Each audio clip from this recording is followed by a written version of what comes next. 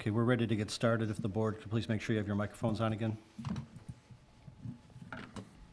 Ready? Okay, good evening again. It's 7:05 PM on Monday, September 23rd, 2024. I'd like to call to order the Village of Brookfield Committee of the Whole meeting. Bridget, can we have a roll call for the committee meeting, please? Trustee Ketchmark? Here. Trustee Cote? Here. Trustee Hendricks? Here. Trustee Nearmatsu? Here. Trustee Gahuli? Here. Trustee Kaluzny? Here. And President Garvey. Here. Thank you, Bridget. We have two items up to discuss tonight. The first is a discussion regarding potential development concepts at 3723 Grand Boulevard. It's my intention here, I'm going to ask staff to make a brief presentation.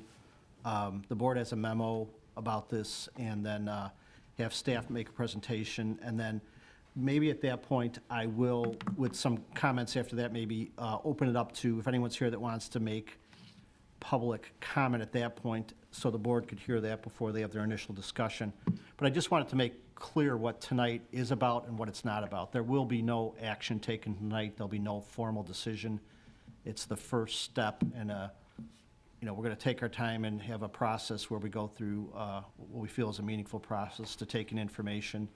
I understand there's a lot of excitement about this, but we won't be making final decisions or final recommendations tonight. So we are open to comments and suggestions, but we're not looking for full presentations or plans. We just want to hear some thoughts and ideas. And I think staff's initial presentation will help maybe narrow down some of the parameters that the board will need to look at in making decisions. I know our decision to purchase has generated a lot of positive response, and I'm very proud and very thankful that staff was able to accomplish this the way they were able to do that. This is obviously a key piece of property, and it has been on the market for a while, and there's been various offers and contracts, but we were the ones that were able to complete it. So at this point, Tim, do you want to start with the brief presentation? And Sure. You keep saying brief, so you want it to be really, really brief.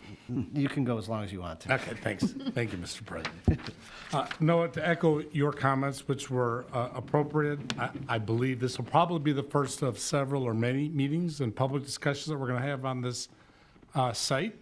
One thing I do want to clarify, and I agree with President Garvey, I know there's been a lot of talk and there's been a lot of comments both online, where have you, that somehow the village swooped in and purchased this building in some untoward way. Staff is aware of there was 2 contracts on the property, and we were perfectly content to sit back and let those contract purchases happen. For whatever reason, they did not. And so once the village found out that there was no contract in place, we did step in, and the village board was very proactive, and we stepped in and bought the building. Only one reason why the village was interested in buying the building is that we want to put it into productive use. It could be and should be, and hopefully will be, a key part of the downtown, continued downtown redevelopment of Brookfield. And for too long, it's been sitting there really of no use to anybody. And so the village stepped in, purchased it, and hopefully this will be the first step towards many of bringing in the productive use. There is no timeline. Being the owners of the building, we can take our time. The village board is in the driver's seat, and the village board will dictate how often or how long it's going to take for the property to come under redevelopment. As President Garvey said, staff is looking tonight as a first step towards a village board discussion about, we have not had any public discussion about what you would like to see there, what type of development would you like to see there. So tonight, staff will be looking for feedback, for direction, and we'll move forward on whatever direction that eventually will be. I would imagine that once that direction is provided by the board, staff will prepare some type of request for proposal document and seek out proposals for whatever the category of use will ultimately be, and then we will sit back and decide what is the highest and best use for that property and best meet the goals of the village long-term. I will tell you that if you have not been in the building, and I think several trustees have, it is rough. The building is not in move-in condition. The building is really not we basically have 4 walls, perhaps a ceiling. We did have a structural engineer take a look at it. He verified that there are 4 walls, and that those walls are probably relatively secure. But I don't want to give anybody the idea that the building is move-in condition, because it's not. The building has been used for a variety of reasons, as the Landmark had an article, a very good article in the last edition. It's been used for manufacturing, it's been used as offices, it's been used for a variety of purposes. And what happens when that happens is the building is very dissected and very split up, and it's going to take a fair amount of work and effort to get that building into some type of usable format. To aid in tonight's discussion, if we need to, we brought Jeff Kepler from Dewberry Architects is here. He has been in the building as well. He is not an expert on the building, solely to answer, he's here to answer questions about what potentially could the building be turned into, couldn't it be turned into, if there's any questions from either the board or the public about viable options. We thought it might be a good idea to have somebody here who knows more about building than four walls and a roof, which is all I really know. So with that, I'm going to turn it over to our Director of Community Development, Libby Popovic, and she's just going to go through a presentation about zoning, allowable uses, and so forth, and that'll kick off the discussion. Thank you, Tim. Libby? Okay, thank you, President Garvey. So in an effort to prepare for the meeting, we put together some of the guidelines and guideposts for what the board might want to consider. And in starting that, we started with the comprehensive plan from 2018 to look at what were the four goals that were articulated in there in the big scheme of developing the property. One being improving the appearance and competitiveness of retail and commercial shopping areas. Two, maintaining and improving the existing light industrial areas. The third goal is prioritizing 8 Corners in the downtown Brookfield Metro Station area with the village's primary mixed-use, pedestrian-oriented environments. And then the fourth one that's in our comprehensive plan is providing opportunities for redevelopment in residential neighborhoods. So we started with having that from the comprehensive plan directly as kind of just some general guideposts. So moving on to the theater building, and I apologize, this picture, you can't see it as well, but I do want to start by saying this is in our SA1 core mixed use. That zoning district is aimed at promoting a blend of residential, commercial, and residential uses. It is one that encourages walkability and its transit-oriented environment. So this is in the SA1 core mixed use area. Allowable uses, and as you may all know, the zoning code is in the process of being updated. We anticipate having a draft of the zoning code towards the end of October for everyone to review. So this is the zoning code currently as it stands with the allowable uses that are on there, which does include retail, durable goods and non-durable goods, mixed use, indoor assembly, personal improvement services, maintenance and repair services, eating and drinking establishments, postal service, and commercial service. So these are subject to change depending on what happens with the zoning code once it gets updated. But just so everyone is aware, the green arrow shows exactly where the property, the theater building, is located in this SA1 zone. Also in preparing and getting some feedback from the board are some standards, some proposed and potential standards for how we can assess different developments as they're presented to us so that it's uniform across the board for both private developments and for non-for-profits, so it's used uniformly. And these are just suggestions for consideration. These were also brought to the EDC. They're going to be reviewing that next month at our next month's meeting. One is presenting a detailed developmental proposal, some finance qualifications or a funding commitment, a comprehensive business plan, a feasibility study for what would work in that area, and professional rendering. For nonprofits, additionally, there's proof of operational capacity, some funding sources, a demonstrated ability to complete the projects, a mission statement on how the non-for-profit mission aligns with village goals in the community. So these are just some suggestions. There could be more that could be added to it or taken away from it as we continue this discussion. This is just the initial preliminary discussion of this. Now to the exciting part. The interior of the building. So as Tim said, there's kind of a vision of what everyone thinks it might look like. It looks a little bit different. So as you enter inside, this is the front vestibule with some stairs going up. My understanding is that that was the original staircase of the original theater. This had been transformed into office spaces, law offices at one point. So this is the initial vestibule part where you walk in with a small office in the back. If you go to the right-hand side, you go into what's called a kitchen, a bathroom and a kitchen. That's also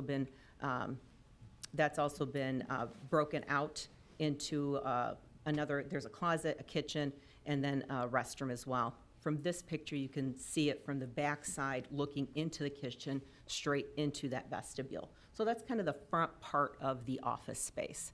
As you go through there and up, if you go up the stairs, you'll see a small balcony that looks down into the space. So there's two spaces. One has offices, there's a wall that divides it, and then there's this open balcony that looks down into the main building part of it, which is right here. As you walk through the kitchen, this is the main area, and it's broken into 3 big sections of the building. This is one, this is another interior view looking into the kitchen and into the office. So looking from the back forward, you can see 3 different segregated areas there. And then looking towards the back where there's the garage, gives you kind of an idea of how it's been divided. Now, as we go towards the back, and this picture doesn't do it a lot of justice, but you can see the whole from the back garage standing and looking all the way in, the door to the left, that's leading into the kitchen, and then the restroom and a small closet, and then going into that front office space. As you turn to the right from the back garage, you'll see some stairs, 2 flights of stairs leading to kind of a middle deck, and then going all the way up to the roof. So if you go up the stairs, you end up being on this kind of a middle-sized deck. My understanding is there were some cars that were stored there at some point. And then if you go up those other stairs, you get to the roof. And as you can see in the roof, those are tiles. That post there is being held up by layers and layers of tiles. So this roof was added on top of a roof with another roof and then a 3rd roof. So there's a few things to consider. This is also towards the back of the garage. There is an underground cavern with some water that's in there. You can't see the water in this picture, but that goes about 7 to 8 feet kind of in each direction from what we can tell on that. And then this is the back of the building with the additional roof that had been added in the garage. Any questions? So we're not showing movies this weekend? No, not this weekend. And those pictures are very helpful because it's kind of one of the most mysterious buildings in the village. I mean, people see, and talk about the facade and everything else, and heard it was a theater, but, and can you, the floor, people expected a pitched floor like the old theater, but I believe. The floor's been filled up, so it's all concrete. It So- does pitch a little, but not Yeah, intentionally. but it's not the slanted floor you'd expect. It was all filled in Right. with concrete for the previous purposes, so. Correct. The pictures are very, very helpful to see, and for those of us that have been in there, it's just good for the public to see that too, so. And, just looking at the survey, sometimes it's hard to get the perspective when it's on a block like that, but it's basically a residential lot. It's 50 by 125, right? It's 50 feet wide by 100, so it's like kind of a typical Brookfield lot, residential lot, just to get a perspective on the side, but you see how it's divided up and broken up, so. Just to start, further discussion along, there's a consensus, I know staff's happy to, is the village does not want to be a landlord or operate this ourselves. We bought it with the idea of being able to exhibit some control over what goes in there and to have an opportunity to do that. So the parameters that Libby talked about that would make sense in terms of us looking for proposals going forward, it's kind of a process, so people, we're all open to public comment tonight and ideas, but, anyone that's looking to go forward with something is going to have to, we're looking for more than a back of a napkin sketch and it would be nice to have this. We'd like to hear those comments tonight, but anyone that's going to want to come forward, we have to be fiscally responsible. We did make an investment. We were able to make a cash purchase of this due to the funds we had in the TIF district, but, we have the fiscal responsibility to do what's best for the village going forward with the project, so. Did you have anything else, Libby, that you wanted to present? No, that was it. Do the board members have any questions of staff at this point? I have a few pictures or questions on the pictures, maybe related to the architect, the architect that had viewed them. Any idea what the pit and back was? You might want to go. I'm going to have him, And if you could just state your name for the record, because we really appreciate you being here tonight. Absolutely, thank you. My name is Jeff Kepler with Dewberry Architects. I had the pleasure of touring through the building. To answer your question, Mr. Ketchmark, it appears that there's some former mechanical equipment down in the pit. It looks like maybe one of them was an air handler. In past experiences with old theaters, sometimes they had ventilation under the stage area where they were actually returning air down below the seats. So you're not blowing air from above, you're actually sucking air from below. I suspect that potentially that there's some way that maybe they were returning air from there. I'm not sure if the old place had dressing rooms below the stage or any other basement area below the stage, but it's kind of hard to see with all the water that's down there right now. Right. What about the roof? You know, I had been up there and seen it and saw the stacks of shingles holding this up. I mean, is that structurally sound as of right now? I or- guess from the exterior, I'll start with that. It's not very sensitive to the architecture of the downtown area. It's not very sensitive to the architecture of that building specifically. Interior, it's kind of a puzzle how that even got done. I was sort of expecting to see roof trusses up there. Maybe somebody just dropped it on top. They didn't want to mess with the roof below that, but it's somebody actually framed that out. In the photo, you'll see two big, long sort of beams that run actually parallel with the structure below. So they're actually making a beam to sit on some steel beams, and then they're building the roof over top of that. Some of these are actually the old built-up asphalt roof supporting parts of that beam.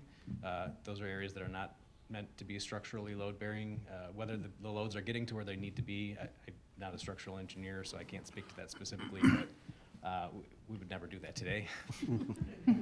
So the floor, as we're looking at there, was that the original roof, do we believe? So that would have been the height of the original Correct. roof? That's what it looks to be. It looks like the wood boards that you're seeing there was the actual decking material, and then the roof was built up on top of that. Some of the boards you could see have been replaced at some point in the lifespan of the building, but they basically took the membrane and the built-up asphalt off the top of that and just left the wood structure below. And then just one more right now. We've seen the photos of the walls that kind of dissect, you know, the main portion of the building. Are those structurally necessary? I mean, originally they wouldn't have been there. No, I don't believe there's any reason that those would be load-bearing. There are some big steel beams that you can kind of see consistent with the actual free spanning and clear spanning of that space. I feel like those were probably intended to just divide up the space for different users or different storage areas. I don't think there's really much inside the building that would need to remain in there. There's the old stair, the old mezzanine. They're likely that those are not contributing to the exterior shell of the building. Those are more so just interior features within the building that could pretty easily be taken out to accommodate a number of different functions. And the outside, the general, you know, four walls, pretty structurally sound with that. Said it right. It's four walls and a lid on it. Yeah. I have a question regarding the roof, actually. So Trustee Ketchmark and I were discussing this earlier. Is the village going to be responsible for tearing down that roof and rebuilding the roof, or is that something that can be waited until there's a developer ready to, I mean, is that allowed, or? It's completely up to us to decide. So we're not being directed, what I mean, is it a danger that we would have to address today, or is it something that is allowed to be waited until, or delayed until there's a developer? Well, there's nobody using the building right now. From a code perspective, we wouldn't let somebody use it right now. Right. Like this. So I don't think there's any impending requirement for the village to have to come in and to remediate the roof, take off the roof and put a new one in. We could make it a condition of whatever development we ultimately choose, that they would have to do that. Right, because there's no way that meets code today, so. Correct. And that's why we're going to, I mean, I know a lot of people are interested in going inside. We're not going to open it up for an open house for showing, you know, like that. We just. No. we want to restrict the access for safety purposes, but I mean, I think staff has indicated that it's safe enough where we don't have to take immediate action right now. so. Right. And then my other question would be on requirements that you had, Libby. For the non-for-profit, it said proof of operational capacity. Could you define that? Just that they, whatever type of business it would be, whatever type of non-for-profit, that there would be a capacity to continue to operate it, consistent with our comprehensive plan, because the plan is more than just a couple of years. It's kind of longevity of whatever development goes in there. Okay, thank you. Any other questions of architect or staff at this point? Julie? Trustee Romanski, sorry. I'm just wondering, did you say there was water in the basement? Is there a source of that water? We don't have a source. I don't know if, Jeff, do you? It's been in there for a while, so when we did the code and property maintenance review of it, there was probably a few feet of water that's been standing in there for a while. And just to clarify, it's not a basement. Yeah. There's no stairway. That's the only access point. It's a hatch. Pit. It's a pit. It's subgrade, but I don't believe it was ever a basement, or perhaps it was usable with a ladder or something, but there was no access down there. Okay, thank you. And Tim, before we kind of get going and taking comments and more discussion on this, can you talk a little bit about the TIF district and how this works and how we were able to buy this with that funding? Sure. This building is along Olive Grand and in the downtown area is what we call a TIF district, tax increment financing. And it's been in place for maybe 4 years, and under a TIF district, all of the EAV, when the TIF is created, let's say 4 years ago, let's say the increment of the EAV was $1 million. That's frozen in time for 23 years statutorily. That's the length of a TIF district. Let's say over a couple of years, that $1 million EAV becomes a total aggregate of all the properties, goes up to 1.2 million. So now the 200,000 is the increment. That money, taxpayers pay what they ordinarily would pay anyways. The difference is the increment, the incremental tax on that 200,000 goes into an account specifically held by the village in a separate segregated account, and that money can only be used for TIF eligible expenses. What are TIF eligible expenses? Well, the state allows TIF, it's one of the only tools the state allows for local governments to use for attracting development and to try to build up your tax base. To fix blight is a big issue and a big need that TIF creates. So it allows you to buy property, it allows you to put in infrastructure to help development happen. When I say infrastructure, it typically means roads, water mains, sewer mains, other things that allow for development to occur. The TIF has been in place for several years, and so what we are doing and how we funded the $275,000 purchase price was we had increment available in the TIF district, and we are using that money. And as somebody said, Libby or President Garvey, we were able to pay cash for the property. Now it becomes a policy decision of the board as to how do you want to fulfill the TIF. We have a TIF plan, we have a TIF policy document, we have a TIF policy statement that indicates how the village and guides, it's a guidepost, how the village board will ultimately make decisions as to how we would use TIF and how we will further the economic development goals of the village. And this is really the purpose, this is the beginning part of that discussion to determine how you'd like to do that. Thank you. Any other comments from the board at this point?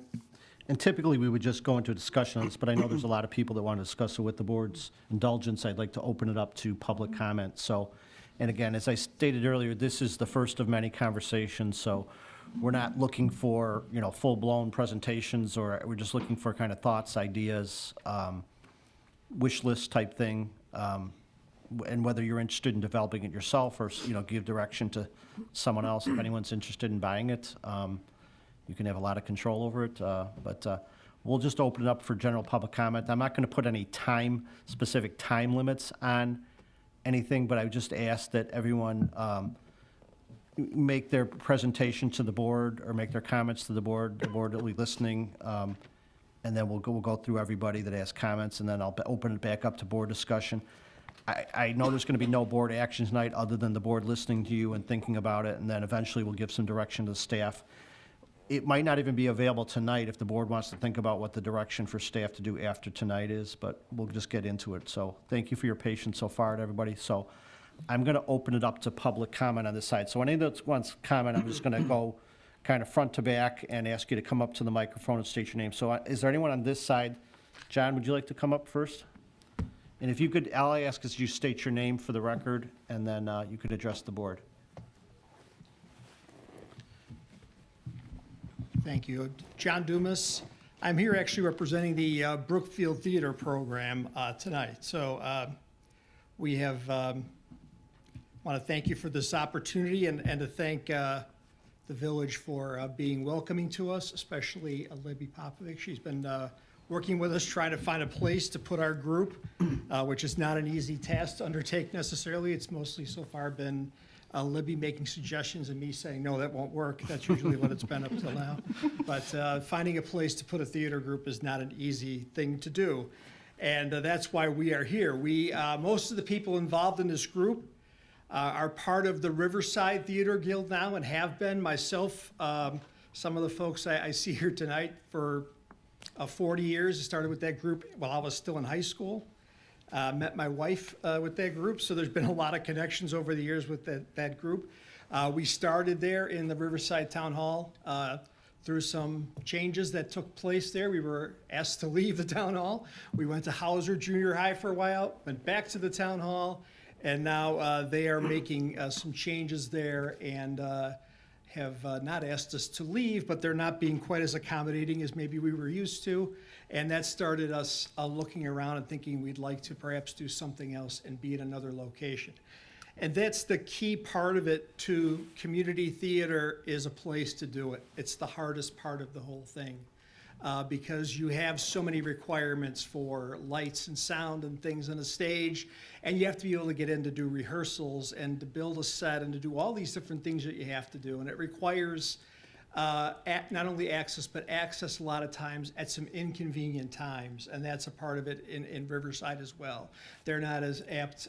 Sometimes we're building sets and painting in the middle of the night because it's all we have. Most of us, we're all volunteers. We all work jobs. We have rehearsals in the evening, so sometimes we rehearse till 10 o'clock, and then we start painting or building or whatever then, and we're there till who knows when.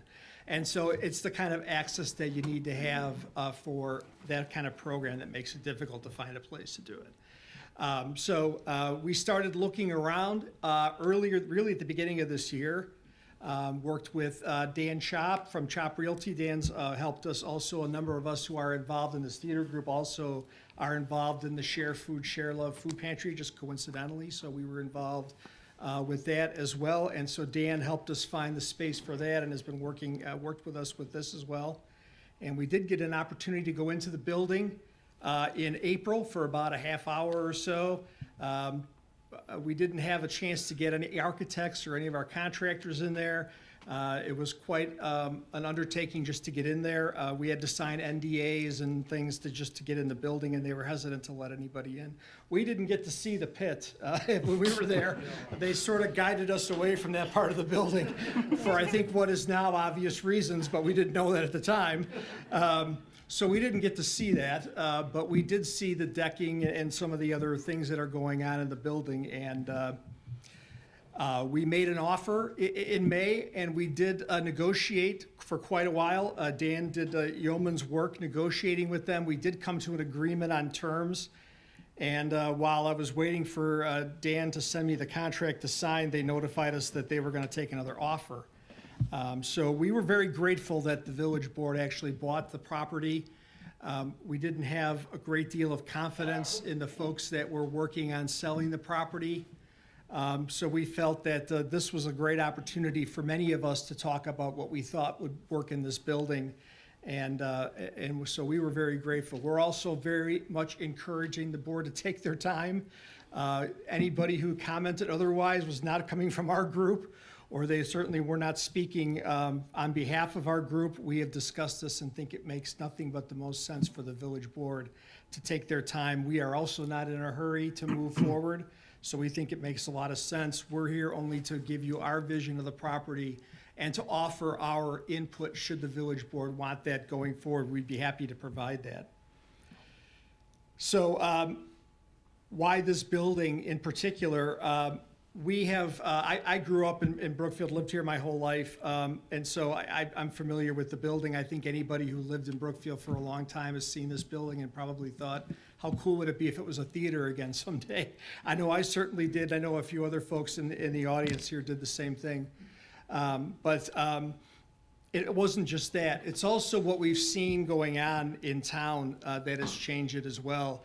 The attendance at the concerts in the park, somebody talked about Music on Grand and the number of people that were here. We were there in August and we were in front of, kind of close to the theater building just by happenstance. And when we were watching the band and when we left, we had to go north to Sunnyside and come around because we were parked by the railroad tracks and there was no way we were getting through the crowd. So we've seen these kinds of things, and other people in our group have been attending at some of these things too and have said the excitement is palpable in Brookfield, and we feel like the arts is the part of things that's missing in town yet. There really isn't anything going on in a cohesive, consistent manner with this. There are bits and pieces, but there isn't anything kind of pulling all this together. And we looked at this and thought, this is the opportunity for us. We'd like to work with the Arts Collective. We'd like to work with other groups to bring other things to this. Our interest is mostly in theater, in plays and musicals, but we understand we'd like to do concerts and dance recitals and comedy.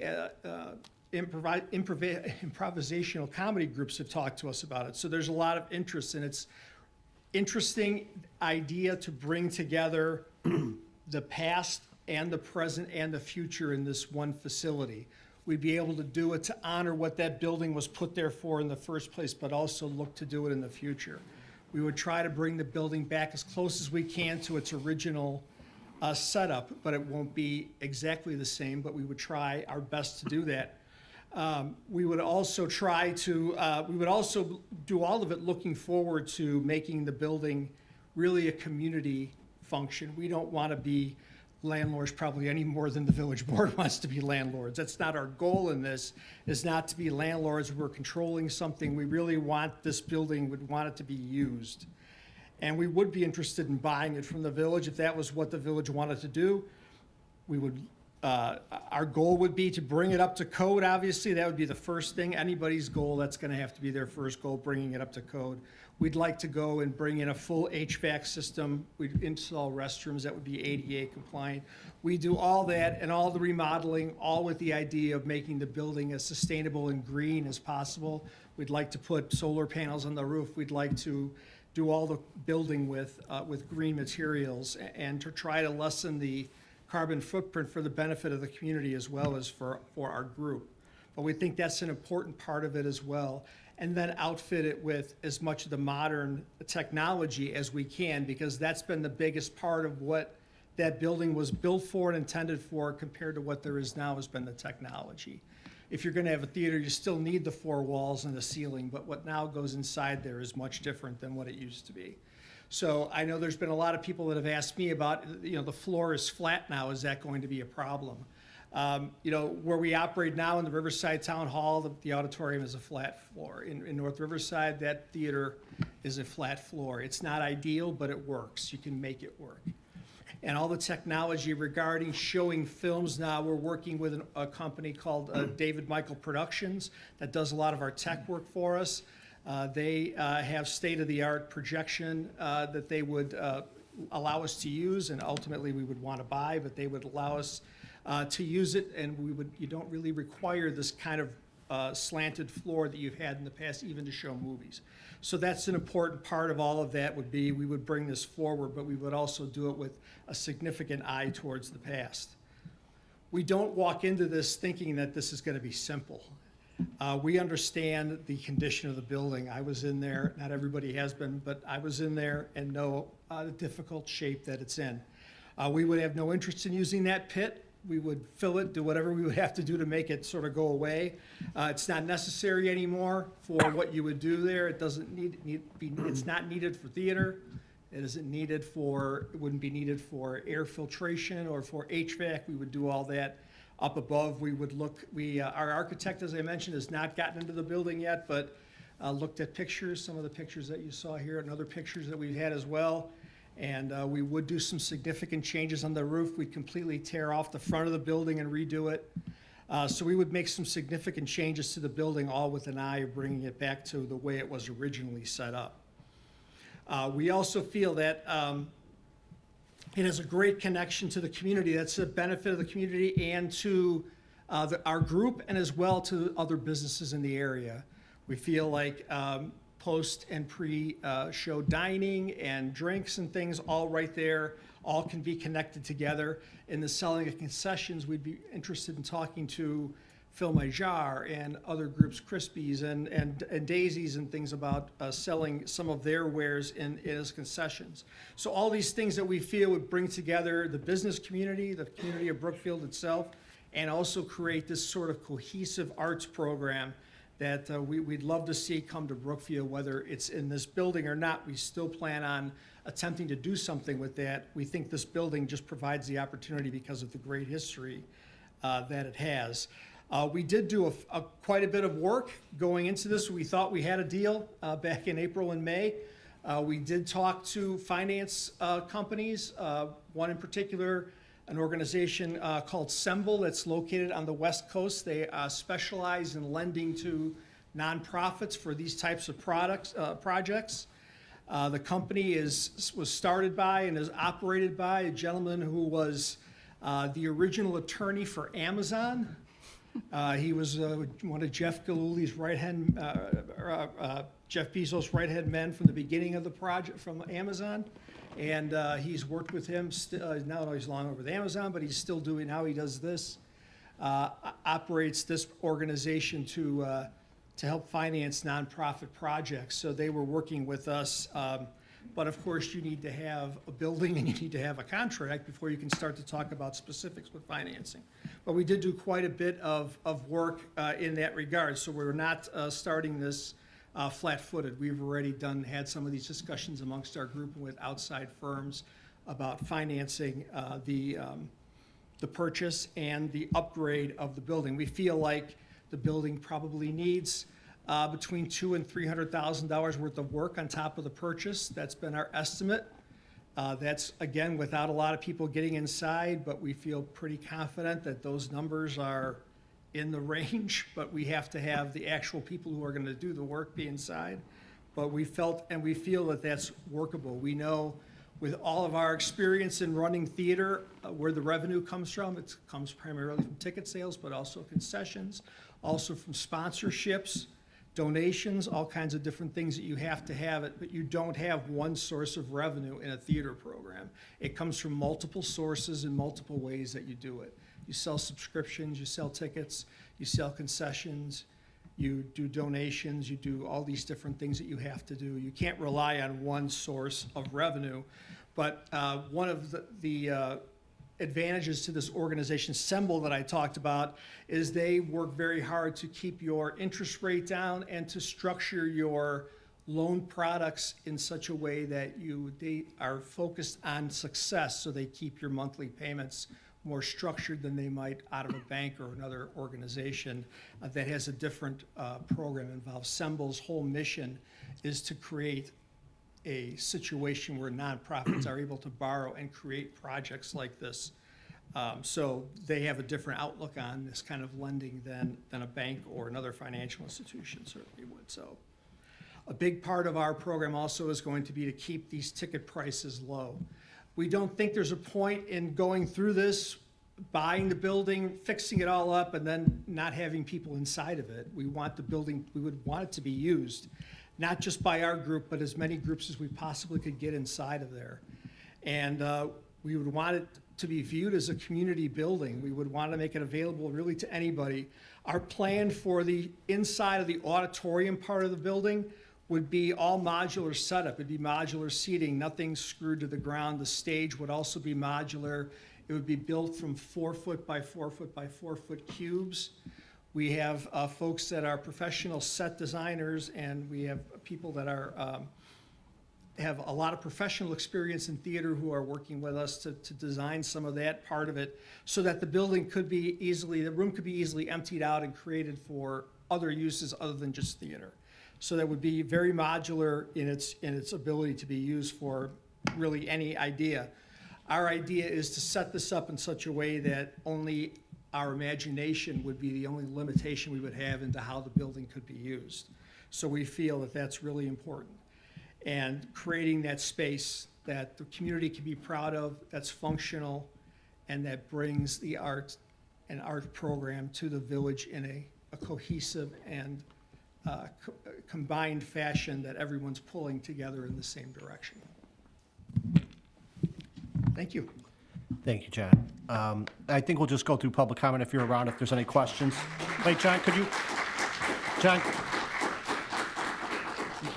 you just help me out, because you're multiple hats. Trustee Gahuli, we were trying to remember the hours of the community refrigerator. During a report, we were unsure. thank you. Can you give us the hours of the community refrigerator for everyone Yes. this year? It's 6 a.m. to 10 p.m. Okay. Thank you. So- Except on the days when the pantry, it's closed when the actual big pantry's open, but otherwise, it's every day, 6 in the morning till 10 at night. And so people could drop off and pick up during those times? Yes. So, thank you. Any other comments on this side? Yes, sir? If you could please come up to the microphone.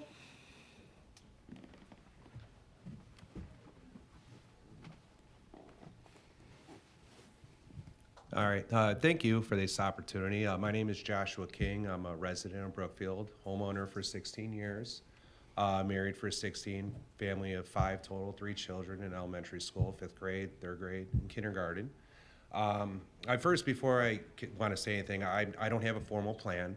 I'm not part of an organization. I'm just here to share in the dissemination of ideas for this building, so I won't be too long. It was kind of funny. I actually got a call last night, random, from an old friend of mine who is part of a nightlife establishment group in Chicago. So just to share with you guys, the word on the street is that this building is available. I have not talked to this gentleman for a period of about 3 years. He does own several bars downtown in the nightlife areas. And he had a friend of his on the phone line that I've never met or talked to that is a brewery owner. And they own about 3 breweries throughout the states. They're licensed and everything. And he was just asking me questions about the town. And, so that's one thing. And just being with, friends, families, I'm involved in, kids' activities. We're, doing travel. We're doing sports.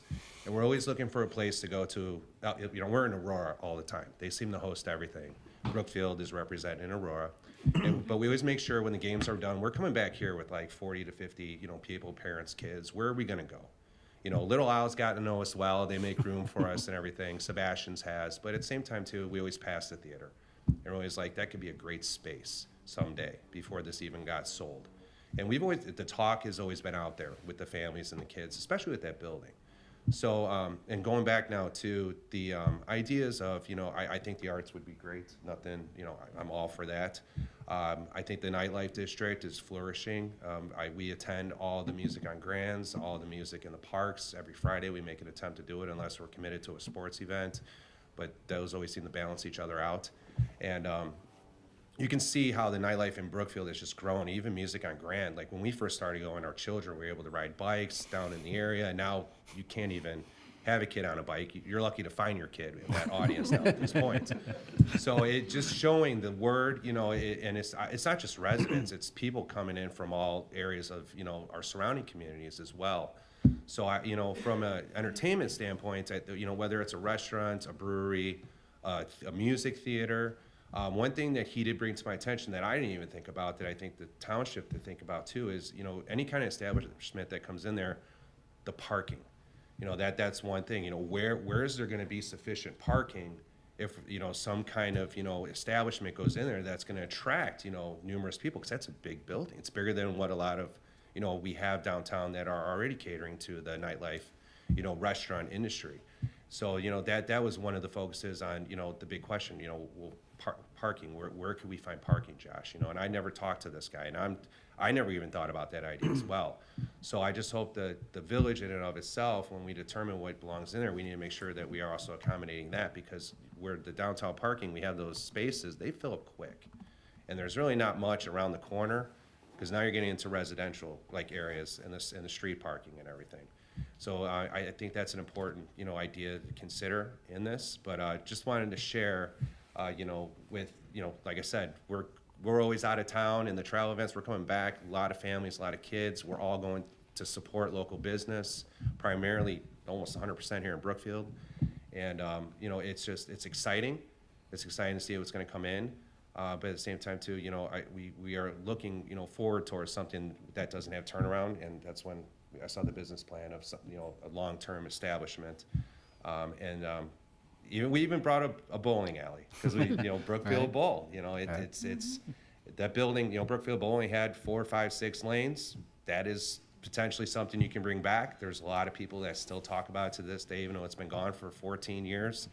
It's something that would cater, especially with all the younger families coming in, younger children, parents like to go out, they could bring the kids, you don't want the kids out after 9, 10 o'clock at night with, later crowds coming in, but something where families can, enjoy, camaraderie at the same time as their children can also be doing something as well, whether it's middle school, junior high, even high school. So that's really all I wanted to bring to the table. Just to also share too, that I was surprised. The word's out even in the city about this building. So it's an exciting time for our town.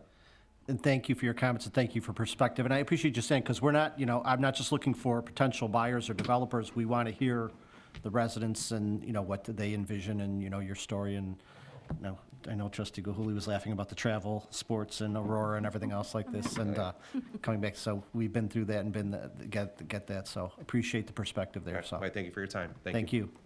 Okay, who else on this side? Anyone else? Yes, ma'am, in the back there on the aisle.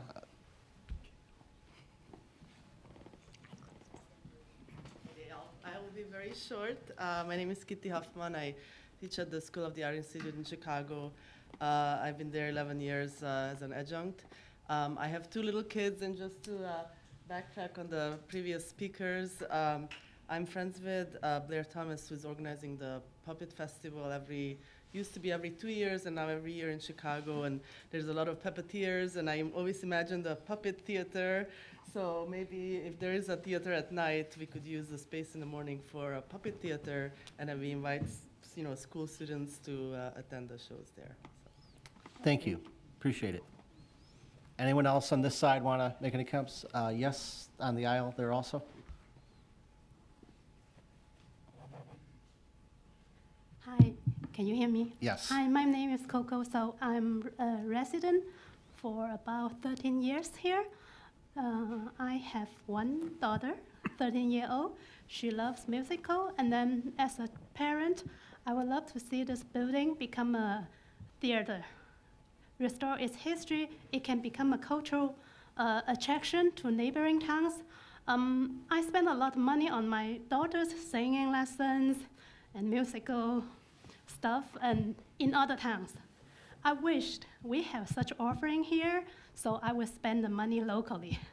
And I believe many neighboring towns will be, families will bring their children here to play the concert, to do musical rehearsals, everything, and then it will support our local restaurants and ice cream shops. It will be, as the gentleman just mentioned, parking might be an issue. If the parking issue can be fixed, it will be a great addition to our community. Thank you. Thank you for your comments. Appreciate it. Anyone else on this side? Yes, sir.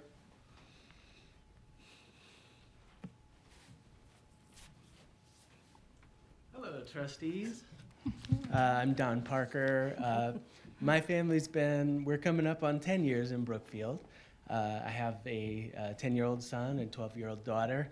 I probably wouldn't be coming here to talk to you all tonight, except for the fact that every time we walk past the Brookfield Theater, I have to say something to my wife or my kids and start dreaming out loud about what that building could be, and how it has such potential for becoming a magnet, an anchor, a beating heart for downtown Brookfield. I really feel like actually John did a lot of the heavy lifting for me here, because I was just like cheering him on from back there. Like so many of his ideas are things that I was hoping for too. You know, I see it as being, having a lot of potential as being, you know, a cultural space for the community, for entertainment, for culture. It's not a large space as theaters and auditoriums go, but I think it could be a great place, a powerful, potent, and a flexible place, as John said. Could have offerings ranging from movies, you know, second-run art house, independent documentaries, kind of things like Facets Multimedia in Chicago, maybe, and you know, plays, community theater, stand-up comedians, all that kind of thing. And again, I feel like it could be drawing people from our community, from other communities to patronize our local businesses, but it would be something very different from what we already have. As for the physical building, I think a goal should be to preserve the historic nature of the building, preserve the facade, bring it back to you know, its former glory perhaps, or adapt it. I feel like, you know, the changes that the building has gone through might present some opportunities for modernization. You could even, you know, picture a second story going up sort of with the same facade and you know, offering different kinds of opportunities there and kind of more space on that footprint. You know, my family has lots of different ideas about what it could be. My wife suggested it could be a warehouse for the rebuilding exchange, you know, a place where, you know, we could be keeping recycled materials that Brookfield residents could come and use for repurposing and renovating their home, you know, making furniture, that kind of thing. My son wants it to be a historic, like another Brookfield history museum. He says maybe a smaller version of what we already have in the Historical Society? yes, The trade station? The depot, Yeah. the train station, yeah. So, yeah, that's my basic thing. But I love the energy that's going on in here, and you know, hope that's the direction we go. Thank you for sharing, and thank you your family for sharing too, so. I saw some other people on this side. Anyone else? Did I see any hands earlier? No? So I'm done on, I saw a hand pop up. Well, okay, sir, we'll let this lady come up, then you'll be next. Thank you.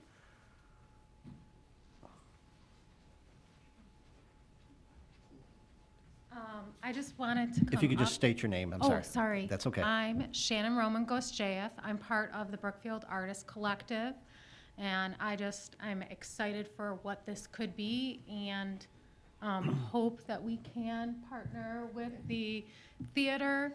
Our group is not in a position to undertake anything, but we were excited to learn about it and excited to do what we can to help bring more arts into Brookfield. Thank you. Thank you so much, appreciate it. Sir?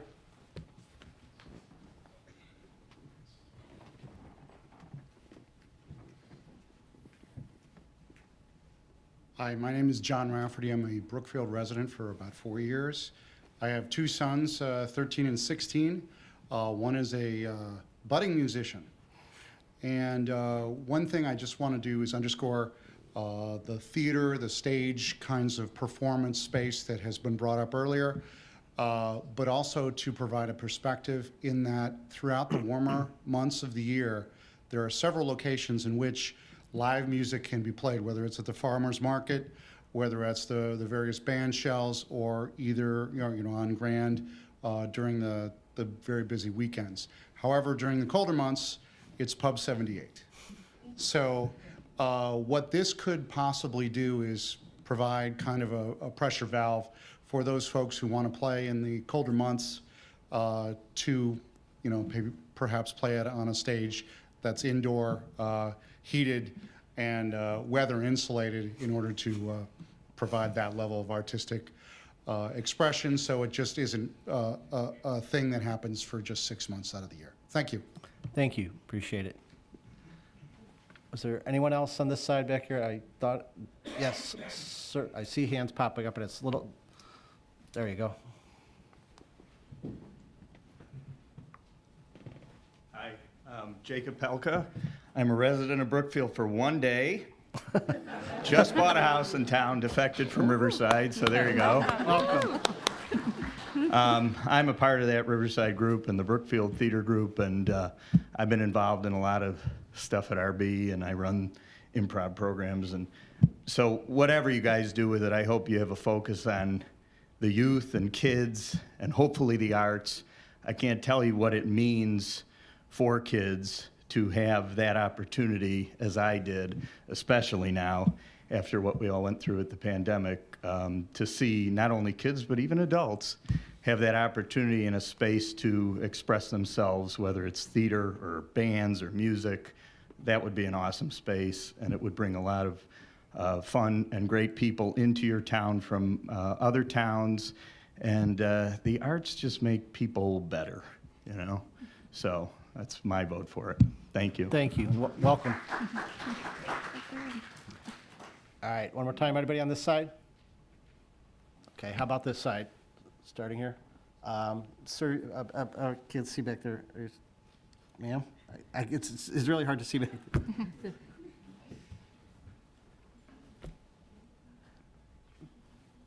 All right. Hello. My name is Alexis Vasiliadis. I've been a resident of Brookfield for my whole life, born and raised out here.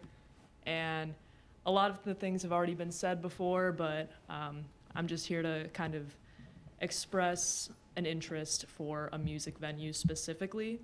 That can also be open to open mics for comedy or for like poets and writers and everything like that. But I think specifically this location is the best spot for a music venue, and it can bring in a ton of traffic from the city and from other suburbs.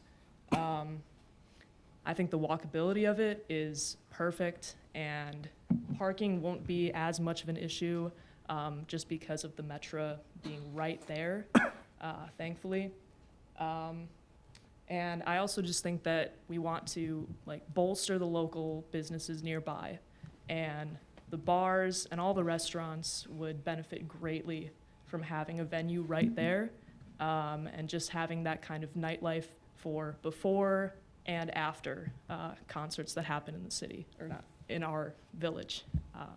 So yeah, that's all I really have, but I'm just a music enthusiast, and I love it here, and I don't want to have to travel to the city or, you know, to Oak Park or anywhere else. I want to be able to support local bands and everything just right here in town.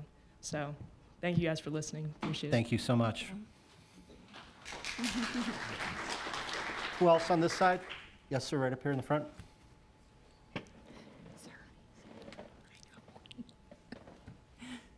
Y'all doing? Good.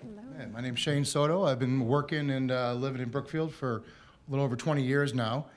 And I hate to say, but I was disappointed that I work at S.E. Gross Middle School, as many of you know. And disappointed that we don't have a theater at our school. It's over at Brook Park. And over the last couple of years, or last few years, some of the teachers and I have put together little shows, little skits, musical performances, and we've had to go to Pub 78, or we've had to go to Sebastian's and other bars with 12, 13, 14-year-olds performing, which has been pretty cool, but I always dreamed of a space like this. If it wasn't going to be at our school, it's great performing out in Brookfield. I love this town. I love this community. I love the idea that Brookfield, that area has grown organically. A lot of outside commercial business has come in necessarily, or other organizations and businesses. It's all been very local. It's all been very organic, and it's developing some sort of eclecticness about it, which I really enjoy. And I feel what everyone else has said here tonight, echoing the sentiments that John has said and all the people have talked about these performances and this space. I think it's perfect for Brookfield. I've had the same dreams and the same fantasies about that theater, envisioning what a marquee could look like in this town, a center space for young people, for kids from S.E. Gross Middle School and others in community. My wife and I have supported John and supported Riverside Theater and Brookfield Theater, and we'd love to see it happen. And I just have to echo the same words that everyone else has said.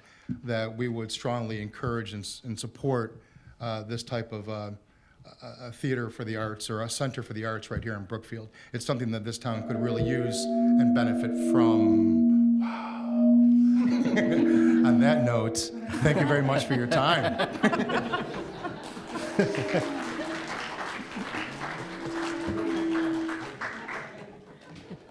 Hence, you see, we approved a new sound system upgrade earlier in the meeting. It's not here yet, though. It's not you, it's me. We should have done that before we voted on it to show that why we needed it. Thank you, Steve. Yes, ma'am.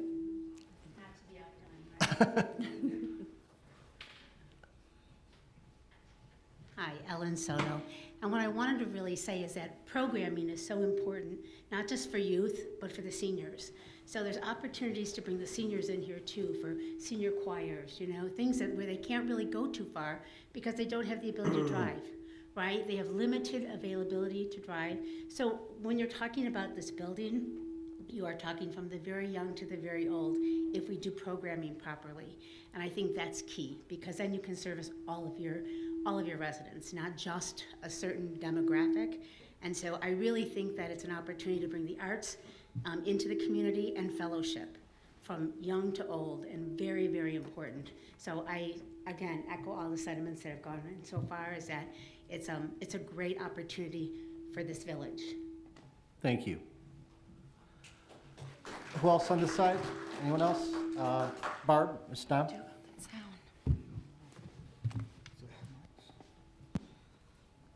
Hi, my name is Barbara Dom. I've been a resident of Brookfield for over 45 years.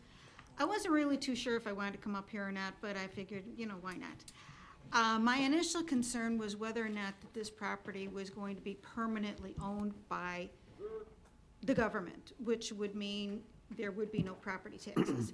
But from what President Garvey said earlier, I'm understanding that no, that this is a temporary situation, that it would want to be sold to a private company individual.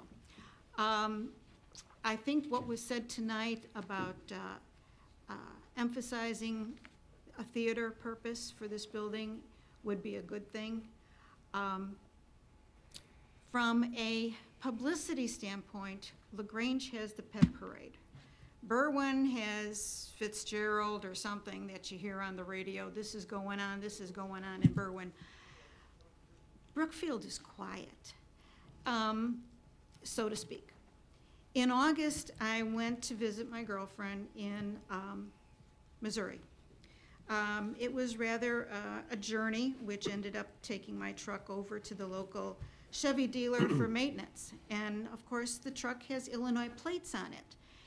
And two separate people, one from the dealership and somebody else in Camdenton, Missouri, had asked me where I live. And I said, oh, I'm in Brookfield. Oh, Wisconsin? And I go, no, Illinois. And they looked at me. Oh, and the one gentleman was actually the trooper, a state trooper from downstate. And he says, I go, Brookfield Zoo? And he goes, oh yeah, this is the village, the zoo is in the village of Brookfield. The theater, from what these people are telling me, especially this one gentleman, I mean, that's gonna really notarize Brookfield. And it's something I think we need. You don't hear anything on the news about what's going on in Brookfield. You don't even hear Brookfield weather on the news. It's something else.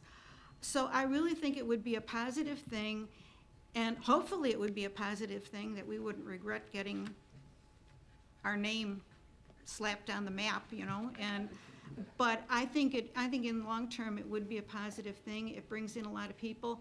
I think the gentleman indicating that it would be really a boom to the restaurants and the other establishments, bars, taverns, whatever you want to call them, to increase their activity with those people that would be coming in for the theater. Because after all, afterwards, they're going to be hungry. They're going to be looking for a little bit of alcohol.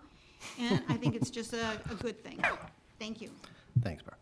But I do have to disagree. That quiet's a word I wouldn't necessarily use for Grand Boulevard. You got to come out to one of the music on Grand. Quiet's was us and 5,000 of our closest personal friends being out there, and you couldn't hear anything out there. And I think WGN, Anna Belleville has spotlighted Brookfield at least 5 times this year. and our bike race and our concerts. But I understand your point. It's well taken, but I don't think we're quiet.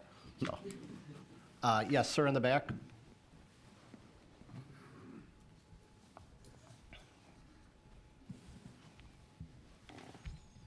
Hi, I'm Colby Metcher, and I just want to speak very briefly. My passion is film. I'm a film major and film history and those sort of things, and hearing a lot of what's going on. And then want to say 2 things. One, that's what I would love to see in that space, to help and volunteer to curate repertory screenings of films and those things. I agree with the comment from the other gentleman that arts make us better. And that's not something that we lack in Brookfield, but we lack a central hub for that to be coming together. And so what I also just sense going on in the room too is a gathering of people that are passionate about this. And so I love the way that this is connecting our community, and see this space as maybe a place where that can happen as well. So I'll be hopefully gathering emails or whatever from people that are here so that I can be involved in that. And then the last thing I want to say is I just want to speak to what I sense is a collective sigh of relief about this. And thank you guys in the village. I think that there's a really well and a good use of the village's time and expenses to not see it get bought by some developer or whatever. Not that affordable housing is not an important thing in our neighborhood. We should have that, but to have a community hub like this. So I just want to speak to a collective sigh that I have about that, because when I saw that the village purchased it, that was the first thing that I was like, oh, good. I was so worried that it was just, one day there was just going to be a building permit thing slapped on there and it was going to get leveled or something like that. And so wanted to thank you guys for that work. Very well done, and I think that, that there's a sense of that in the village. So we're thankful for that and excited about the future of this space. Thank you for coming out. Who else? I see a hand. I can't tell whoever. Right? Yeah. Okay. We don't have the pitch floor either, so it's really hard to see who's facing me. Hi, my name is Paul Barr, and I'm speaking here on behalf of an organization that's currently being formed that is interested in the property. I just want to let you know that we were out there. The plan is to create a multi-use art venue where people can have their studio to paint, to practice their music, and also be an event space. Just so happens we'd been working on putting this together in the last couple of weeks, so not sure if the timing would work out, but I just want to let you know that we're out there. And it's an organization that's being led by Kat Valera, who's a resident of Brookfield. Thank you for coming out. Thank you. Appreciate it. Okay. Who else this side? Any other comments on this side? Okay. At this point, before I'm going to open it up to the board, but I want to thank, on behalf of the board, I want to thank everybody for coming out. I mean, we truly appreciate and solicit input. We don't try and hide these things. I was very happy that we were able to put it out. There was a story in the newspaper about it. We did social media posts. We really want to hear your thoughts, and we realize not everyone can make it here tonight. There's probably, we run into people during the day when we're out, and people have other ideas, but you coming out and taking the time to come up and speak to us means a lot. So, again, I know the board knows where we're going with this. We're not looking to make any decisions tonight or anything else. If you tell me you want to soak everything that in tonight, we'll put it up for another committee in a couple of weeks and go from there, or whatever. We're not going to rush on this, so I'll just open it up and let you guys tell me what you want. I just have one comment just to echo that I also had a sigh of relief that we were able to have this, because it's something I've looked at and walked past a number of times and hoped that it wouldn't get demolished, or that, we don't necessarily have a historic facade, ordinance in place to keep things like that in this moment. And so being able to acquire that property and have listened to all of you and hear what people would like to see, and then be able to move forward with that direction is really exciting. So really great to see a full room of people. This almost never happens too, so thanks for coming. I think, when we were considering purchasing this, we had seen a couple deals fall through on it. We had probably at least 3, 4, or 5 other proposals that came to staff. None of those came to fruition. One of the deals that fell through would have been nothing like what's being talked about tonight, but it wasn't allowed use. So for the village to step in with the foresight to have this under control,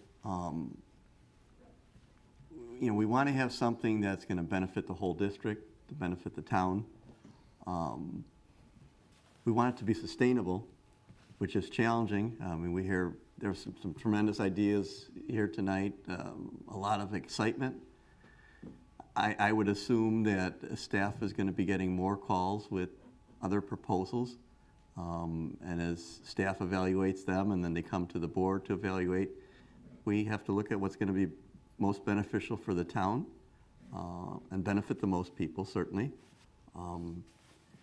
But we want it to be sustainable. And this is a tremendous project. Looking at the pictures that are part of our packet, you can all view those online. It's kind of a daunting task when you really see it. You try to figure out what it was and how it got to be how it is now. So you can't look at just what you're seeing. You have to see what you could see. So it's going to be a challenge for anyone. I think we have heard some proposals of knocking it down and putting in condos. I certainly, for one, don't support that in any way whatsoever. I think it's important to maintain as much of that building, the facade, that we can. I think we would have to anticipate changes in it, and hopefully some of those good, and losing that roof that doesn't look anything like the rest of the building. I think it was about 15 years ago when the then owner of the building had pulled off all the plywood in front. And there was a lot of excitement being generated for a couple days because we have pictures of what it looked like, with the marquee out front and the glass windows. And what are you going to do with it? What are you going to do with it? What are you going to do with it? Well, he got a code violation because the plywood was rotting away, so he had to put new plywood up. And it went right back up. For a few days there, you could see, kind of what it was. So it'll be really interesting going forward. As President Garvey mentioned, there's no quick timeline on this. We have to look at whatever project goes in there, how it affects the TIF district. The TIF district and the increment we get there is what allows us to fund projects like this and buy a building like this. But it's exciting. I think the benefit to the whole Grand Prairie district is going to be tremendous. We keep talking about parking. It's a good problem to have, I guess, but I think we're really getting to the point where we have to zone in on this a little bit more. I know there was some initiative coming forward with some of the employee parking in that area that Kate had started working on. So that'll be coming forward. We do have a lot of parking along the Metro line, and we talk about that. If you go to Chicago to any concert of that, where do you go where you have to walk a block? Which is what you would have here with all the parking along the tracks. So there is opportunity to it, but it'll be challenging going forward and sifting through some of this. Don, we had the same problem because every time I walked past that for the past 20 years, I was like, my goodness, I wish this guy would sell this property so we could do something with it, or somebody could do something with it and turn it into a cornerstone for that downtown section. For the longest time, it drives you crazy. And always, we would talk my wife to the point, she was like, oh my God, will you stop? And I'm like, somebody could do something with this, and anybody, and I'm so happy that the village was able to get a hold of this. And I do share the same sentiments that a lot of you have about entertainment and bringing back some kind of a cornerstone of the area down there. Just as Trustee Ketchmark was saying, there's so much that could be done there, and it's so exciting. And right now is that exciting time, and I look forward to what can happen. And on a side note, I was with my son. He's a junior in college, Mr. Soto. He's a junior in college. Liam is junior in college, and we were in the car, and Tom Petty came on the radio, and he turned to me, because you know Mr. Soto, and he started this whole thing again. I cannot listen to Tom Petty without hearing Mr. Soto's story. I'm just saying. Yes. I just wanted to add a few things too, that very much appreciate everyone's comments and input and ideas and perspectives. I will add very openly, I'm a huge proponent of the arts, all different kinds of arts. I think it's can only make us a better place. So there's been a lot of different ideas, so I'm excited to see some of these develop, and see what could be something real for us that is, again, sustainable, but really liking the idea of an arts multi-use place where, I mean, you've got performing arts, you've got film, you've got music, we've got so many different things, the studio art aspect. So there's a lot of things I'm looking forward to seeing how those develop. But one of the things I like about that type of venue, whether it's, you know, the film or whatnot, is that it is a gap that we have here in the community. And as we look at our comprehensive plan, we're really looking to diversify what we have here in town. And so it's something that you can go to the high school and see a show, or you could go to a community theater in Western Springs or wherever. But it's not available right here, right in our town. So as to Mr. Soto's point, you know, we're looking for and are taking middle schoolers to the bars to do their open mic nights and things like that, which is fantastic for them because they get a chance to perform, but is it ideal? No, not really. But I think just in terms of our overall plan and vision for the community, I do want to look for ideas like the ones that were presented tonight and other ones that would really provide us with something new and unique that we're currently missing. So I know that there's a lot more to come. I'm really excited to hear about them. So I do think we need to continue, you know, with an additional committee of the whole on this, so we can continue to flesh ideas, continue to get ideas from the community through, you know, all the posts on social media, and to really hear what does the community want and what do we feel, and it's our job then to balance that out with how that fits our plans, always with the sustainability aspect underneath, of course, maintaining the look and feel of it, and so we can maintain some of our history in the whole process, in addition to whatever new thing, whatever we add that's new. But you know, it's our responsibility then to make sure that it fits in and does contribute to the TIF and does contribute to keeping this a really thriving part of our community. The parking aspect, I think is a great point to bring up. Obviously, it is a popular place to be. The weekends, a lot of weeknights even, it's very packed downtown. But one thing that we've promoted in our plans, all these plans that we've done, is we do want to be a walkable community, and we are in a lot of ways. We've got Cycle Brookfield and all these, you know, other ways to get around town. And we have a little bit more parking than people think, but it would take a little bit of extra. You know, we got the parking here at Village Hall, you got all along the tracks.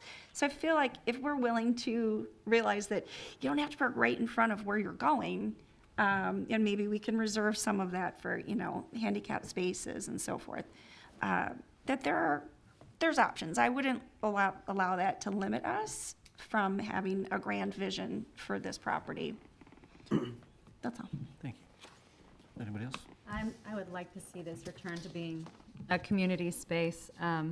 As a former theater kid who has a theater kid, I know that performance, be it music or art or film, whatever, it's all community. And I'm excited to see you all come out and speak to it. Thank you. Okay, fine. No, I didn't want to echo, I didn't want to repeat everything, but I agree, and I think about all the things I do outside of Brookfield, which is go to Fitzgerald's and Robert's West Side and the Children's Theater of Western Springs, and so I'm really excited about the opportunity that we have here. I also would maybe warn us not to get into analysis paralysis. I think, you know, it seems like there's a huge crowd here in support of one thing. I'm not sure what the process is going to be moving forward, but I tend to get analysis paralysis, so I just want to emphasize maybe to capitalize on this enthusiasm and move forward with intention, but briskness maybe. So that's really all I have. I know that my daughter was taking lessons at Sound Education and was doing her with Coco's daughter and was doing their concerts on 47th on the at the Jam Lab, which is a great space. But imagine if that was in downtown Brookfield and all the families that come and watch their children and can go enjoy Brookfield businesses afterwards. So, and the other, actually one last thing, we do have this community center feasibility study, which is, the intention is very similar to this kind of space. And this kind of echoes my briskness comment, that this would be a nice thing to have while we kind of think about the community center and what future there is for that. So that's it. Thank you. Can I make one more comment? Sure, Sorry, absolutely. I forgot to add something to Barb Dumm's point about putting us on the map. I mean, I think we are on the map mostly because of Brookfield Zoo, but also locally on the map for the different, entertainment that we have and different events that we have. But from the arts and the theater perspective, I know that I've been to other festivals, whether it's a film fest or other themed festivals at locations where it's a huge draw, and it's a draw for really interesting people too. And to the gentleman who said you were in film and study that, I don't know if you've been to I'll use an example of a film festival I've been to in my brother's community where he lives. What they do there is, they have a couple of different things, and it's in a fairly similar sized location as this building. They will do, in the summertime, they'll do something called Cinema Circus. So they're short films for really anybody, but it's got fun things for the kids to do in one section, and then 3-minute films, 5-minute films, but then there's local food sold in the entryway, and it's a huge community event, and it goes on for days and days and days. So that's just one example. And then there's also another film festival where many of the creators of that are local. Not all of them, but a lot of the creators, in one way or another, whether they're a producer or a writer or a director or it's a story that's local, and the people who make it are from outside the community. It just draws this amazing crowd from other states and other areas because there's some notoriety to it. And of course it builds up over time, but I just think there's really kind of unique and exciting things that space or the vision for it could really become a draw. Regionally, we're so close to Chicago, and we've got some we're in a really fortunate location, I think, to become a draw for something other than the zoo and some of the other local events. Thank you. And at the risk of sounding uncultured, I was self-aware enough not to ask my kids what they thought because we'd be driving ranges or batting cages or something like this. And that's maybe my fault and Barb's fault. We're not cultural enough, but I appreciate the comments here tonight and the input from the board. And Trustee Niemeyer, to your point about not getting paralyzed by the analysis, I do get that. I think it's well taken. But I think we should move forward with some deliberateness in that staff. And again, I want to publicly acknowledge and thank staff. I'm bragging about this, but this wouldn't have happened without our staff, Tim and Stevie and Libby and her staff. We've heard about other contracts, other things out there. No one pulled it off. They pulled it off, and it gave us this opportunity that brought us all here tonight. So I just wanted to publicly thank you for the efforts and the smart work and the expertise that made this happen. But I think we need to put some more on their plates here because, and Libby's presentation, I think, was excellent. I think laying out Trustee Ketchmark brought up the fact that there was a previous contract that was with another allowable use under our current zoning code that we might have had to, or had the opportunity to examine or deliberate over. I think Libby laying out the current zoning code and what the current uses are, along with the point well taken that we're in the process of reviewing our zoning code and there may be updates. So I think the combination of the fact that our zoning code possibly could have some updates or changes, or the board may move to take action to maybe change some uses and things, but I think it was I know it's helpful for the board, I hope it's helpful for the public to see what currently the permitted uses are in there and what the master plan talks about, what the goals of the SA1 core mixed-use district are. Also, the redevelopment standards for consideration that, Libby laid out initially and put out there, I think those can be would need to be fine-tuned or put out maybe in some more detail. We talked, when she talked about a detailed development proposal, and Trustee Cote, you asked what proof of operational capacity meant. I think, if we're gonna go out and ask people to follow through these, maybe we should put some more detail behind this. So I don't know if that's maybe a next step is for staff to maybe create a more specific request for proposal and maybe incorporate some of more detail into what a detailed development proposal would look like, what we're looking for in terms of financial qualifications and funding commitment, define in a little more detail what a comprehensive business plan is and a feasibility study and what a professional rendering is. What we wanted to avoid, and Libby did this kind of very quickly after we bought the property, not that we don't appreciate just general public input or general public comment. We just don't want people coming in. I made the comment earlier, like a drawing on the back of a napkin saying, hey, it would be really cool to put something like a building like this or this. You see that we have a duty to be financially and fiscally responsible where we have to make sure that it's sustainable. Trustee Ketchmark used it several times that we want something that's going to last and be sustainable financially. So I think my suggestion is maybe to give some staff some time to, obviously, they took this in tonight and they heard what the public input and the board input is, but maybe to come back, and it doesn't have to be the next committee of the whole, it could be after that, whenever, with some more, what a request for proposal might look like. Because someone else mentioned, I think Trustee Cooley mentioned, there's going to be other things that are going to come in. People that couldn't make it here tonight, and I love hearing that you had a friend that heard about it, you had a friend that heard about it in the city. We want to broaden the scope of people that are hearing about this because I think it gives us more options. We may come back to one thing, but at least it can't hurt to hear other options. So is that the appropriate step, maybe, if we ask staff to maybe come back to us with some more specific things that would be in a request for proposal, and then we could talk about how we want to market it, and we could have another session where we do that, knowing we're not going to be making a decision immediately, but at least fine-tune what we're looking for and give direction to anyone that might be interested in putting forth the proposal. This is what it would take. This is what it would require for us to even consider a project, going forward. And that'll tie in as we're updating with the zoning and the possible changes in use. Is the board okay with that kind of I'd agree with tack? Okay? Yep. Is there anything else, staff, that you think we need to cover? Is that enough direction for tonight? Okay.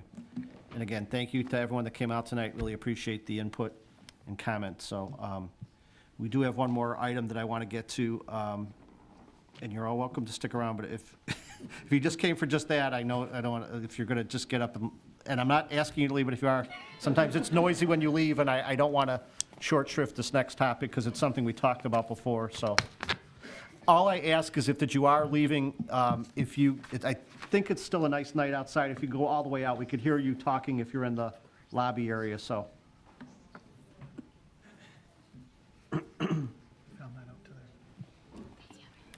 Okay, the next item we're talking about, this is an item we previously discussed, considering revisions to an ordinance amending Chapter 12 of the Village Code establishing regulations governing vacant properties. We had committed this a couple times. We put it up for a board vote. The board made a motion to table to get some further input. Staff did get some further input and has recommended some changes. I don't think we need to go through the whole discussion again. As I said, we've committed it several times, but there's some updates. We have a very detailed committee memo. But Libby, can I ask you to kind of summarize what has happened since the last meeting where we tabled it, what you've done and what the recommendations are? Certainly. So taking into account some of the questions and concerns that were raised last time about the ordinance and also the public comments specifically from the Illinois Realtors Association, staff did go back to evaluate it, review the draft, talk to the Realtors Association, and get some input on that. So what you see before you today are 4 different sections that were modified to address some of those questions and concerns on that. and we don't need to review the entire, what the purpose of the vacancy and property registration ordinance is. There was general consensus that it is something that's needed to provide the stability and foster some accountability within the village, especially with some of our blighted properties. So that being said, these are the 4 sections of the draft that we propose a modification to, and most of them relate to a time factor, which seems to have been an issue to give people additional time. Now, this was broken down into 2 different buckets, one for non-single family, which is non-homestead properties, investment properties, commercial properties, and then the other is for residential properties. So it addresses 2 different needs. So one of the sections, 12-643, obligations of the owners, we changed that from 30 days for both commercial and residential to 60 days for non-single family structures, and then 120 days for single family residences for that provision to be able to come to get the property registered within that time frame. The other change that we had for renewing, so you get 12 months for commercial, 18 months for residential. We do have the discretionary period of 1 month, 6-month extension, not to exceed 18 months for non-family, or 24 months for single family. So extending it to 1.5 years for all commercial and 2 full years for residential. That addressed some of the questions if there is an estate or bankruptcy or foreclosure. Another change we made is for reasonable extensions not to exceed 30 days. That's in section D of the ordinance. That was added and extended to account for, that was extended to account for applying for zoning permits as well. So there's a period of time to register the property and then apply for the permits, and then there's this extension on a as-need basis. And then 30 days in section E, it was changed from 10 days to 30 days for an owner, and this is mostly for commercial but could apply to residential, to remove any debris, excess vegetation, rubbish, so forth. So it gives a little extra period of time to the owners. Any questions on this one? Our other proposal is for section 12-644, and that's vacant structure registration certificate. It extended it to 60 full days for that. And then we did talk about and decided to include a provision simply to advise that any entry onto the property is voluntary, so an owner does not need to, doesn't need to agree to the entry of the property. So including that language in the ordinance. Sorry, on 12-644, the memo says the time frame of 6 days should be amended to reflect 90 days. Is that? Oh, it should be 90 days. I apologize for that. That should be. The memo 90 that we days. have says 90 days, Right, but I it noticed was the slide has 60. Correct. So just to correct that, it should be 90 days increased to 3 months from the 60 days. Okay, thank you. And then adding that additional language to protect any Fourth Amendment rights for that. The next section we have is 12-649, so enforcing the penalties. We added 18 months for non-single family structures and 24 months for single family residences to be reoccupied, which includes sale of the property or leasing it, and then or removed or demolished. So that time frame was extended as well. And then we added the additional language just for some flexibility, because that was a question before, to allow that if the property is actively being listed or it's in the middle, for example, of a sale or closing is imminent, to kind of stall and waive additional penalties to allow for that variation if that occurs. And then the last one was to the fee structure. So the agreement was to reduce the single-family residential renewals to $75 and non-single-family residential to $250. So that reduced the fees. Thank you, Libby. You're welcome. Is there anyone in the public here that wants to comment? We're going to have public comment in general, but is there anyone that wants to comment on this particular topic, this side or that side? Yes, Barb, if you, Mrs. Dom. I've known you a while. Barbara Dom. like I said before, I've been in Brookfield for over 45 years. You know, I don't understand any of this. There's, you know, I haven't read that much on it. I don't like any of it. There seems to be, in my opinion, so much of an emphasis, at least with this, on vacant structures. How about the structures that are occupied? I've got 2 buildings on my block that are in violation of anything and everything, including vegetation. And one of the properties was reported once before, and it was cleaned up, but then that's it. You know, and now you still have the weeds almost as high as the utility lines. There's no follow-through. So I just find this confusing. It would seem to me that whether it's a structure that's occupied or vacant land, whether it's occupied or not, neighbors would want to report it just for what it looks like in the neighborhood. Particularly vacant property. I mean, if you see a lot of it being turned into a public trash bin, you know, you're not gonna want to live on a block like that, and you're not gonna want to see your friends come and see you, so you're gonna report it, at least I would think. So I don't really understand the whole concept of having this type of a program for vacant structures. And if someone would like to explain it in simple language that I can understand, I'd appreciate it. And Barb, because we've talked about this at 2 previous committee meetings, there's very detailed memos, and I could share the links to you, or staff could fill you out. Because the board has talked about this at great length, and I think there's support for doing it. Your point is well taken. This isn't mutually exclusive. It's vacant versus non-vacant. We have a responsibility to keep up vacant properties and non-vacant properties, but this is a tool that staff has asked for to kind of head off problems becoming bigger problems. And whether it's, you know, foreclosures and other things that have happened over the years, this is a tool that's used in other communities. So I think that's why the board is trying to fine tune what we're doing. We could spend quite a bit of time this evening going through the whole discussion again, but I'm not going to do that. I'll ask staff, or I could fill you in at some other point, or if you look at previous memos, staff can give you the links to the previous memos where it was discussed and lay it out. And then if you have questions, you can reach out to us. So, Okay. fair enough? Okay, thanks. Okay. Anyone else? Any comments from the audience at this point? Board, questions, comments? I appreciate you taking all the feedback and adding those kind of extensions to account for those situations that you are never sure are going to be the case. So I think the updated language, thank you for taking the feedback from the folks that came in and updating that.